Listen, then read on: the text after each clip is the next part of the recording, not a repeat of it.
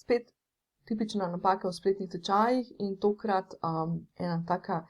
zelo osnovna, ki jo marsikdo spregleda, in to je, da udeleženci nimajo enake osnove. Hvala, Maruša, tukaj z e-dogodek.si. Pa da najprej razčistimo, kaj to pomeni enaka osnova. Recimo najbolj tipična situacija, ki se to zgodi, je recimo v programih recimo kakšnih teh supportnih programih, kot so te membership oziroma naročniški programi, kjer recimo neka vsebina konstantno prihaja nova za nek support in tako naprej. Ne. Udeleženci, ki so se popisali v ta program, včasih nimajo neke osnove enake. Ne. Prišli so noter mogoče nekje na sred programa, ali pa tudi, če so na začetku prišli, pa mogoče niso štartali, že v osnovi, da niso štartali na neki točki, kjer bi bili vsi na enakem imenovalcu, bi se rekli. Ne? To se pravi, da bi vsi točno vedeli, ne vem, kaj so neki osnovni koncepti, neke osnovne strategije,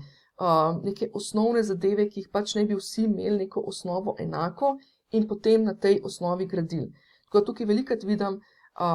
izobraževalce, ki grejo v to zadevo, da recimo vnesejo v svoj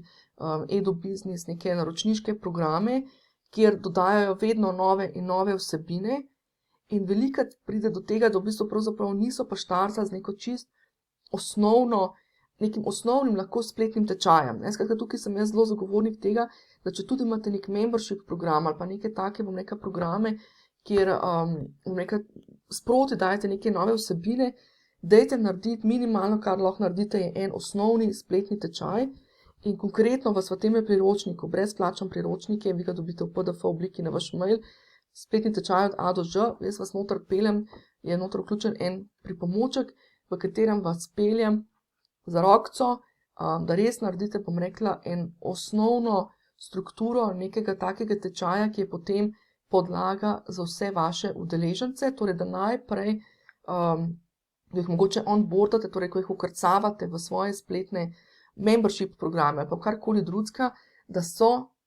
poalignani, kako se reče, usklajeni, da imajo vsi,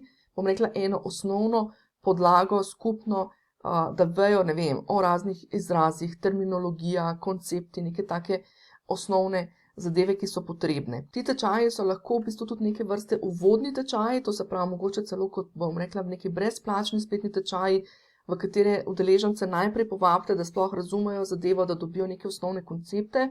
lahko so pa seveda plačljivi in so del vašega programa, tudi ni treba, da so obsežni, to je lahko, nek 45-minutni ali pa enourni spletni tečaj, v katerem torej podate vse te osnove, torej da so udeleženci, tako rečen, na on the same page, ne, na istem imenovalcu, in potem grejo pač, v nadaljnje raziskovanje vseh ostalih stvari, ki so povezane s programom.